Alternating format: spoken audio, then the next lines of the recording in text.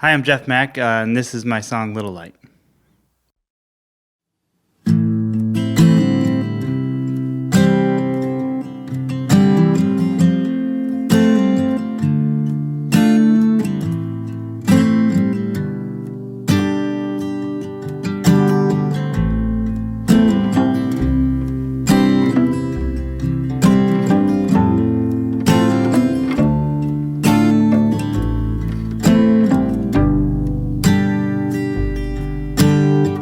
Packing up from a hard day, heading home on a Friday night. We got plans to go out dancing, but I'm itching for a fight.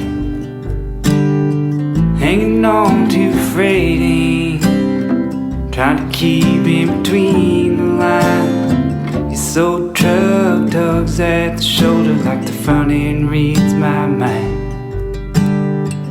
That's when the rain starts to fall. It's when the cracks head up the wall. That's when I make some room for the voice in my head. Say you're a little light. It's a little day.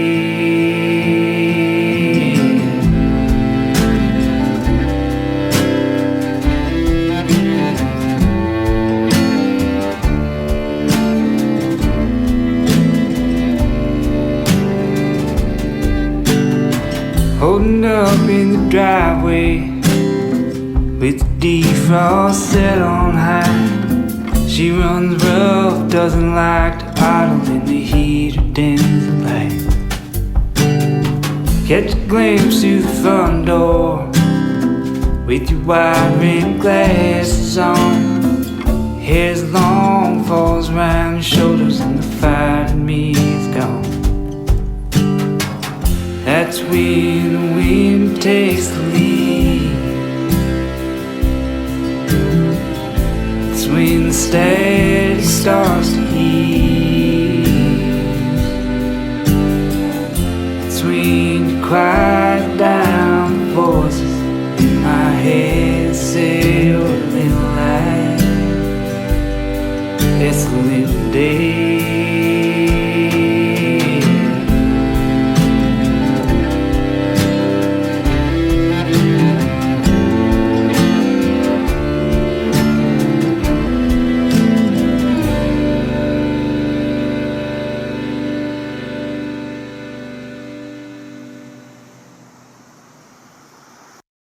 Welcome to Shut Up and Listen. Awesome. I'm Tim Mechling. I'm going to be hosting alone today. And for those unaware, you are Jeff Mack. What can you tell us about yourself? Not very long ago, I picked up the guitar again and started playing, and shortly after that met you and Hannah. So that was kind of mind-blowing to find out that you are kind of like, you picked up the guitar in your like mid-20s? No, in my late 30s. Late 30s? Yeah. Oh my God. Yeah. Because I started learning when I was like 16, and I was like, oh, there's already prodigies. I'm too late. Yeah. But no, I know that. I mean, that's like a real feeling, but I felt inspired. You know, I grew up playing in like punk rock bands and hardcore bands, but I was always a singer or like screamer or whatever, right? Depending on music. But sure. And all my buddies were like incredible guitarists, and I was like, I can't do that, you know. And then like in my early 20s, I fell in love with country music, and it felt more accessible, and I wanted like an avenue for the songs that had been bouncing around in my head. That and I had played piano. You know, I grew up playing piano, but I didn't really feel like that was an outlet that I was going to be able to write songs. Sure. So when I was younger, I thought that punk rock and country music were the most diametrically opposed genres ever. Right. And the older I get, the more I understand that country music is this vehicle to say something really fucked up in a really simple way. Yep. And it's really the punk rock ethos is cooked into country music. I completely agree. And it's like, you know, so when I fell in love with country music, it was John Prine, and he just did it for me. I was like smitten, and there was no way I was going to turn back at that point. And the simplicity of his songs, and the raw truth of it, and then also just like, the human component, like telling human stories, which often happens, it happens in punk rock too, right? There's this idea of you're trying to like boil things down to a truth, Yeah. And also just doing arts for art's sake, So when I was coming up, after 9/11, country music kind of got usurped by this like kind of jingoistic, like post 9/11, like, oh, that's interesting. Like we're Americans, right, and we're proud of our country. Right. And it was like, and anybody that was like a little bit like subversive or punky whatsoever was so turned off of country music. Right. And it was also like mixed and mastered by this gang of people that were just making everything radio friendly, and it just sounded so ridiculous and saccharine. Right. And I didn't know that country music had this option where it could have a little bit of dirt left on it. Yeah. When in fact that is like what it's all about, really. That's the baseline, right? That's where it really lives. Yeah, absolutely. And one of the reasons I gravitated towards country music and folk music is it was like this American truth, right? And it wasn't American in the sense of like, fuck yeah, USA, go, get them, It was like the America that I knew, which was like, it was the city landscapes, all the people I knew. It was the rivers and the mountains and like, and all of the people in the rural areas that, all of those truths were in that music, and it just felt like I could touch it. And which was actually different, like with punk rock and hardcore, because when I was making that music, there was moments and groups of people where it felt like we were making arts for art's sake, and we were connected in a way where we were all like doing this thing that we felt so incredible about. But when like I fell in love with country music, it was this idea that it was like, no, this is they're telling stories about the life that I know and the people around me. Sure. Yeah. And it doesn't, and it's not necessarily rural or cowboys, and that's of course can be part of it, but it's also just people. You know? It's a kind of like the country music forms are deceptively simple. Right. And it's kind of a backdrop to like lay down some poetry. Yeah. Because the music is not, Steely Dan or anything, or like heavy metal. Like It's not like angular, aggressive guitar stuff, depending on the country you play. Yeah. But like that three chords and the truth idea, you can really sneak a lot of subversive ideas in there. Absolutely. And I literally know like 10 chords. Like I can't go up and down the neck. I don't even have this full understanding of the instrument, and I want to, but I don't yet, like admittedly. And but you fake it very well, I should say. Well, thanks. But it felt accessible, and it's one of the reasons I didn't pick up guitar when I was playing all those different kinds of music, because it was like everybody I knew was so good at it, and I would watch them, and I was like, there was no point of entry for you, not at all, because you're not going to compete with that. No, right? Not with people just like slaying it, like playing metal. I was just like, nope. I remember that when I was in high school, because I fell in love with rock and roll music, but I couldn't just be the guy that like walked in. So my whole thing was like, I'll just play bass and wait till like the bass player quits the band, because bass is supposed to be easy, right? So I had to have like kind of like an in to get into these bands, because like so many of the people were really, really good at guitar. That's so crazy for me to hear, because I like look at you and all the instruments that you know how to play so well, and so it's like it's endearing to like picture that entry point, right? Where like, which we all have, right? But the transition from trombone to guitar was little rough, because all my chops were in my face and in my arm. Do you still play like horns? Yes, but I have a trombone that I bought for $100 from Aladdin's Lamp. Shout out to Aladdin's Lamp, one of my favorite companies in Bellingham. Yeah. Incredible place. Oh, man. But low quality trombone. It can be heard on Bad Bad Boy. I played trombone on that, and then I lay some trombone pads on some of the music. There's way better trombone players. Mars in town is incredible. There's a couple other people that are just really, really good. Yeah.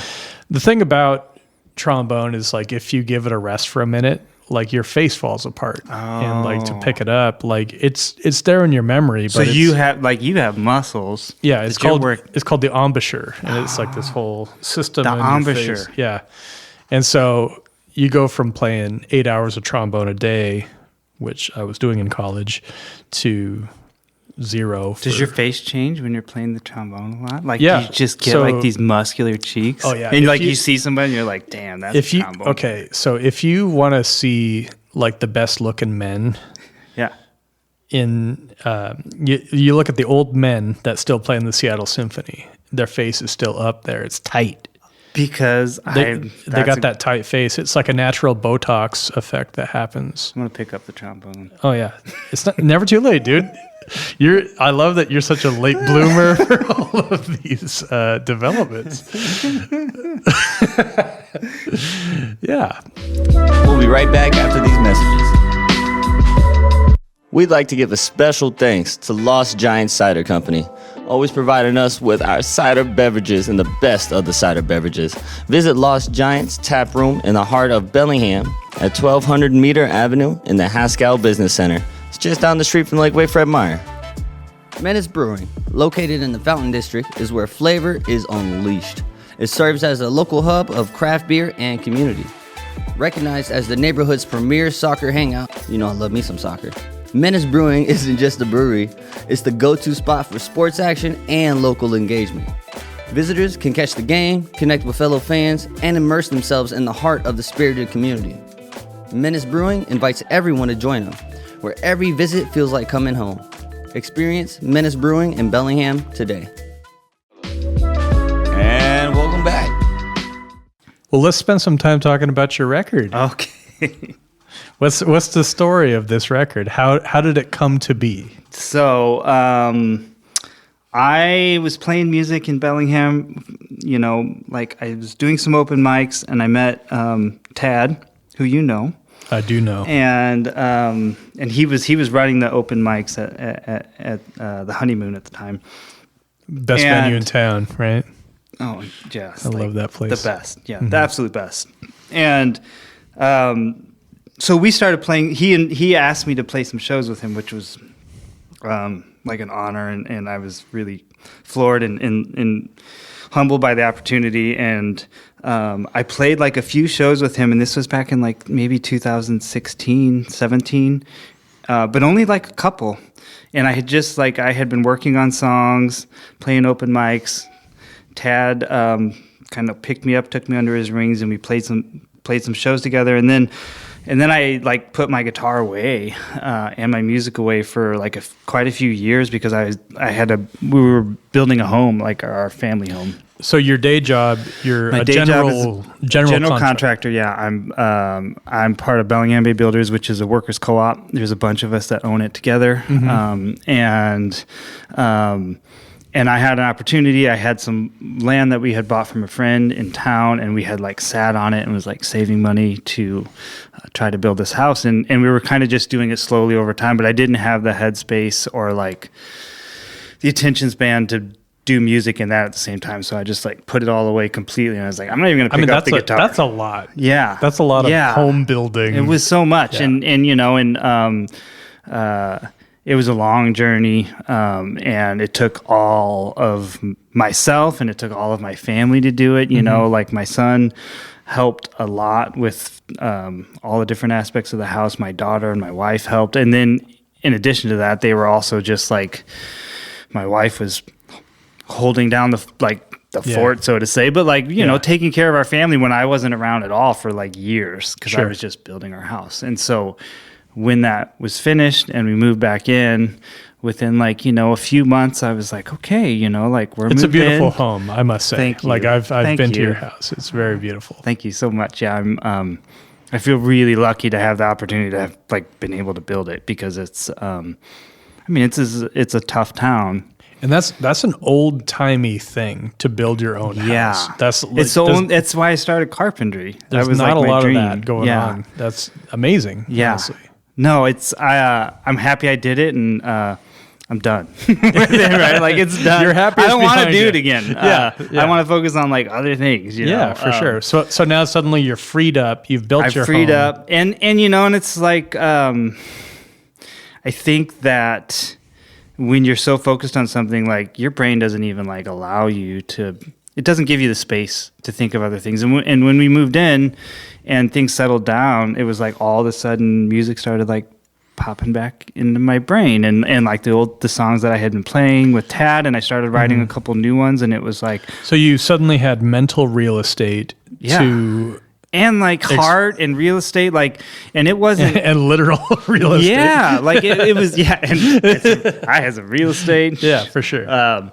But it wasn't even like, I would say it wasn't like a conscious thing. It was more like all of a sudden I had the space to do it, you know, and then things like music just floated back up to the surface. And I wasn't like an old friend that you hadn't visited. Yeah, it wasn't like I'm going to start playing the guitar now and start going out on town. It was like you picked up right where you left off. I didn't. I didn't. That's presumptuous. It was like I didn't have calluses on my fingers, you know, and like it was kind of hard to play the guitar again. I was never really like a great guitar player in the first place, and so picking it back up was like a little bit challenging, but I kind of fumbled my way through my old songs. I learned a couple of like covers, and then like started writing some new ones, and was like, okay, you know, like this feels good. And I didn't really feel like I should go play out on, like, I didn't feel like I should go play some open mics, but there was a part of me that just wanted to, and hoping that I'd like maybe run into, you know, some of the people I had met when I was playing years ago. And so the first night that I picked up the guitar, and well, not the first night I picked up the guitar, but the first night I decided to go do an open mic, you were, the guest MC at the honeymoon for Ivan. Or is Ivan? Ian? No, Ivan. Ivan. Right? Yeah. Ivan.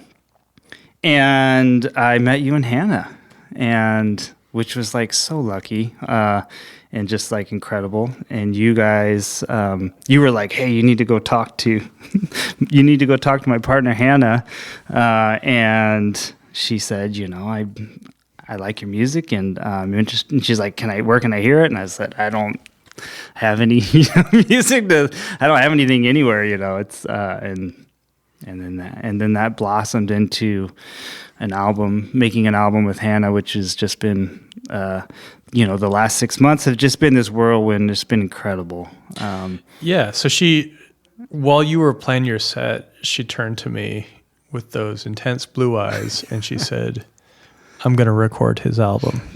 And I was like, all right. I like it. This is amazing. I love it. But Hannah is way pickier about music than me. Like I like things I even don't like. Yeah. I'll say that. Yeah, like I just like you can find things that you connect with. like if there's music I very much don't like, there's something in there that's kind of fun and exciting, and like you can explore what you don't like about it at the very, very least. Yeah. You know. But Hannah is extremely picky. And the fact that she'd turned to me, it's like, "I'm going to record this guy's album." I was like, okay, yeah, that's a winner. That's a slam dunk.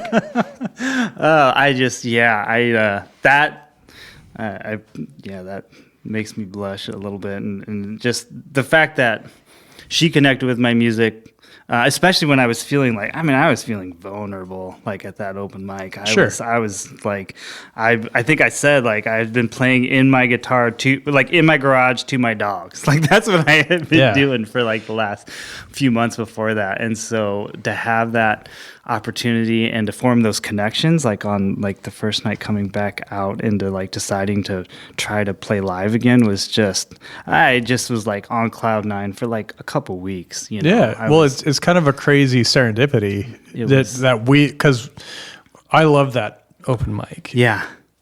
I don't always have time to go to it. Yeah. So it was just like kind of like you were there, we were there, and like it's one of those like moments in the movies that never happens in real life. I know. If you know what I mean. I know. Like, That's it's just like I still feel like that. Yeah, it's like get the label on the horn. We're signing this guy tonight. That was kind of the energy of it. So it was unbelievable. It truly was. And then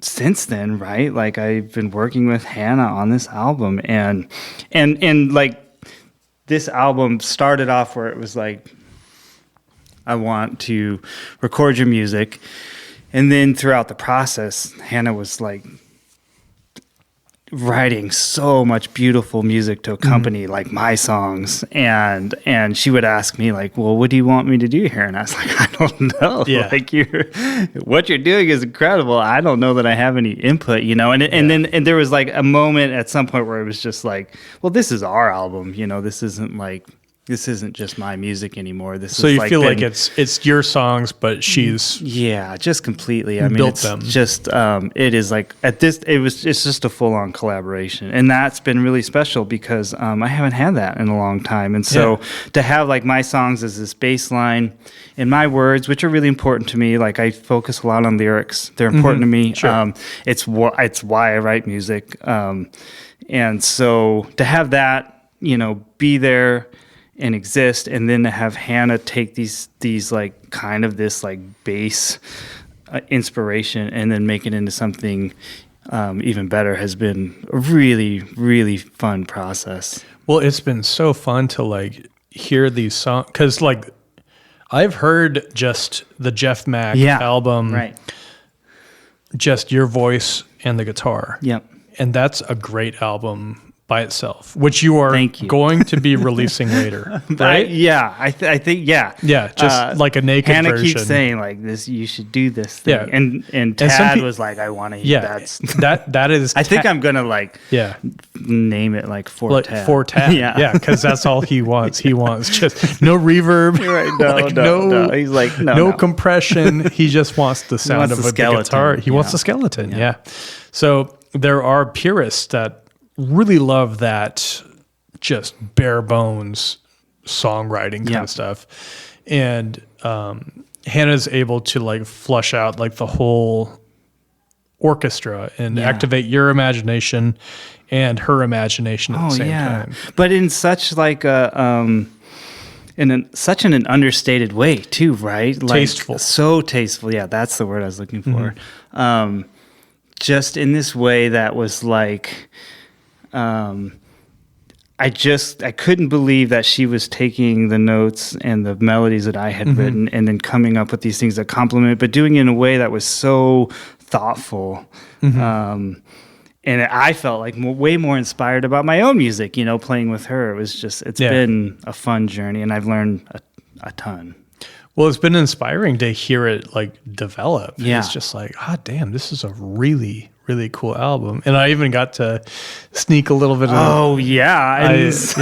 got to play a couple instruments. Oh my goodness. Yeah. So your pedal steel, which is like my fake pedals. Yes, but it's like it's not fake, right? It's like it's your own instrument. I mean, it's your own sound, right? Yeah. It's for people that don't know. Please explain it, because I don't have a pedal steel. I don't have a lap steel.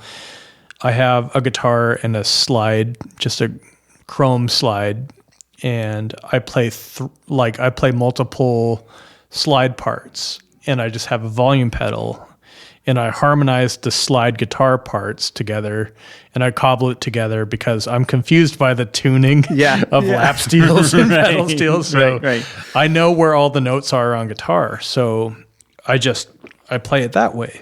And that's the only way I actually know how. It's like mad scientist pedal steel. So it's this cobbled together thing, and I'll throw them on a bus together, put a little compressor. Yeah. And it just makes them sound like they're a cohesive unit. Oh, given like the choice between like a pedal steel and you playing what you did on my album on this last one was just like, I want that version because it's just like it's just I love it. It's so cool, and it sounds like a pedal steel, but it's also this different take on the sound. Vibe. You know, it's a vibe. Yeah, it's a vibe, and it's right. And so you did that, and then you also played organ, which is kind of my first love. Oh man, it was it's DZB3 sound, a little dirt on it. Yeah, totally dirty like organ. It was like, and I would love to be able to play the organ like that. Like I haven't had one around. Like I haven't had a piano for years. I need to get one because I miss it. But I've always aspired to play it like that. Matter of fact, the first take that I sent you on the V3 was too sleazy. It was too dirty. Did you think it was too dirty? Yes, and okay. I wanted to see how far I could push it. Like as my first take, I was like, I want to see if he actually wants some dirty fucking V3 on. Because it was like, you sent it to me, and I was like, damn, this is good. I was like, but this is not my vibe. Like, this is... Yeah. But I didn't want... Like, I was feeling uncomfortable coming back and be like, you know what? It's a little too dirty, buddy. Like, it's so good. But my album's so mellow. You know? Yeah, it was definitely can you tone it back on it? Yeah. And like, when I got it, like, zero offense on the note. I was like, yeah, of course, you know. Halfway as like a joke, yeah, you know, like to send you just the most wailing and like insane Hammond B3 sound. It was like I listened to it, and I was like, "Holy shit!" Like, yeah, this is this is awesome in a very different direction. Some disgusting like Billy Preston just wow. And I wrote like the timid email back was like, hey, I've listened to it a lot. Yeah, I listened to it quite a few times, and I love it. But can you dial it back, Tim? Yeah, no, that was a happy email to get. Very happy. We'll be right back after these messages. Hey music lovers, want to be part of something bigger than just another music app? Check out SubJam. It's more than just streaming, it's a movement. Founded on the spirit of DIY and grassroots energy, SubJam is here to support music communities, promote free and open content, and help artists fill venues. You remember the episode where Jordan from SubJam came by and we went through the app? You gotta check it out ASAP. They're looking for passionate people like you to beta test their new iOS app and help shape the future of music. Join them by visiting subj.am/beta today. Let's make some noise together. Binary Recording Studio is a versatile space designed to cater to all music genres. And when I say all, I mean all. If you're into jazz, rock, hip-hop, or anything in between, Binary is equipped to bring your music to life. With the expert engineering and the best setup, my boy Bob, he can capture the essence of whatever you are wanting to create and bring it, just to reality. From there, book your session today, unleash your creativity at Binary Recording Studio. But for real, my boy Bob, he will not disappoint. And welcome back. For the folks that don't know, where can they find your new album? So right now I have one single out called River City. It's on all the streaming platforms. I have another one coming out on December 28th called Little Light, and it'll be on the streaming platforms as well. And then when I release my album, I'm just trying to like fit in the time to like cross all my T's and dot my I's, but that one will be on Bandcamp. I didn't do it with the singles, but when I do the album, it will be on. When I release the album on January 11th, it will be on all the streaming platforms, and then of course plus Bandcamp. And then there's a pretty exciting show in late January. Oh, right. Yeah. So that's so I have a few shows coming up. And in January, is it January 30th? Yes, a Thursday night. A Thursday night at the Conway Muse is with myself, Hannah, and Devin. Devin Champlin. Devin Champlin, which will be so much fun because I've been listening to Devin's music for 20 years, 20 years. I mean, I think so. I think that's accurate. I don't think that's an exaggeration because, well, I guess, yeah. So my son is 19, and I think I started going. You conceived your son to Devin's music. Yeah. Yes, that was the background. It's such a good beat. Yeah. So the Gallus brothers, when they were playing together, when Lucas and Devin were playing together, we, like, my wife and I fell in love with their music, and that was when my son was like 1. So I guess maybe not 20 years, but 18 years. He was young, pretty close. Yeah, and so. It'll be really fun, and then still like all of the incarnations of what he's been doing, his solo stuff, and then Sons of Rainier. Sons of Rainier. I'm going to see them on Friday, actually. But yeah, so that's going to be a fun show, and it's really fun too because I get to play with you and Hannah, and you playing stand-up bass, and then Hannah playing the violin and vocals, and then Hannah is playing that show with her. I mean, her new album. I have to take a moment to say it is incredible. I agree. I love it. I was listening to it all day at work today while I was working. It was in my headphones. I was whistling it, and my coworker's like, "What are you whistling?" I was like, "Well, here, I'll play it for you. This is which one was it? Somewhere, Somehow." And I just find myself like whistling that song. So I don't know. Every time I get to play with you and Hannah, it feels like a gift, and so it's. I'm looking forward to that show. And then in February, I'm really looking forward to that show too because we're playing at the Admiralty, and that's you and Hannah and Tad, and we're going to do a songwriters in the round and trade songs. Have you ever done that before? Oh yeah, that's all Tad and I used to do. It's so much fun, right? I had never done it before, but Tad was like, "This is what we're going to do at this show," years ago, and so Tad and I were like a two-headed monster. Oh, I can imagine you guys together. That would just be so much fun. So, and we were the two drunkest performers in Bellingham, believe it or not. I believe it.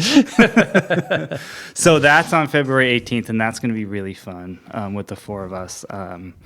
It just feels like, in the last 6 months, I've been introduced to this community and musicians where I didn't know anybody. Yeah. And so it's growing by the day. I'm reaching out to people and I'm like, "Hey, I listened to your album and I love it." And then they respond and you know what it feels like to friends, me? It feels like people are hungry to create, and it feels like people are hungry to listen. Yeah. It feels like there's this moment right now where we've kind of shaken off the post-COVID feelings. Sure. And it's we had this community feeling and this music feeling in our back pockets, and we're ready to show our aces. Right. It's ready to come out, and there's some inspiring stuff. There's just, I feel like even in the small community of people that I've been meeting recently, and with Hannah's album, which is just incredible, and then the album that you've been working on with Clay is just, it's just so good. It's just incredible music where it's I'm a champion of it, because it's incredible that kind of music is coming out of this small community right now. It was funny because you and Hannah were making tasteful, thoughtful, quiet, songwriter music with hushed vocals and stuff. And then in the other room, Clay and I were producing some screaming, wailing guitars, huge, scary sound, kind of no subtlety kind of music. Some subtlety. I take issue with that because I feel like on that album there's that, there's that, and then there's also so much subtlety. Yeah. And so much just heartfelt, evoking, quiet moments that are sprinkled throughout that album that just they just keep reappearing, and it ties it together in a way that's. I would say the songwriting is very subtle, but the production choices we were making were very big. Yeah. And they were good production. I mean, that thing is just, it's perfection. It's a really good album. I don't even know Clay, you know? Yeah. And I was like reaching out to him, like right afterwards. Yeah. I was like, hey, you don't know me, but Yeah. I just listened to your album, and it was incredible. Well, that's what I'm talking about. Like, Yeah. I don't like. There was like Coulter Wall and a couple of guys Yeah. like that lived in his same town. Like at this certain moment, they were just putting out insanely good music. Like everybody in that town, and they're just like, there must be something in the water. Yeah. But I think they just tapped into that vein of like, oh, people are making good music right now, and everybody's a part of it, and everybody's excited. Yeah. And that's kind of like the moment that's happening right now. Yeah, it really it feels neat to be a part of, for sure. I never expected it, and I feel very lucky to have been invited to be a part of it. Has been very cool. Well, cheers to that. Yeah. Here's to right place, right time, right? Yeah, for sure. Cheers, buddy. Anything else you want to say before we wrap? No. Yeah, sure. Like working on music as a 45-year-old when you have kids and a family is like, I definitely feel very appreciative of my partner, April, my wife. And I say partner as like, I mean, partner in life. And then to give me the space to like pursue these things and to hold down all the other things that it means to when you have a family, has just been a blessing on its own, like a whole different kind of like, I feel very humbled and grateful for that. And it's hard to communicate that on a day-to-day basis, but it's cool to be able to take an opportunity and tell her. So that's what I'm doing. Wonderful. Yeah. Well, it's been so great to have you, Jeff. Yeah. Thanks, Tim. Yeah. I was excited to see you interviewing in here because it's fun to talk to you. So. Well, thank you so much. Yeah, I'm appreciative. And likewise, buddy. Yeah. I'll cook you a steak for that one.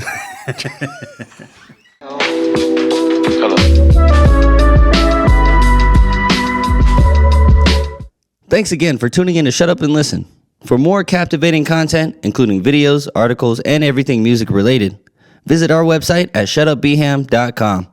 Don't forget to hit the subscribe button wherever you get your podcasts and join the conversation by following us at Shut Up and Listen Beham on Instagram, YouTube, Facebook, and Twitter. Shut Up and Listen is proudly produced by Rocket Soul and Binary Recording Studio. Stay tuned for more fantastic episodes.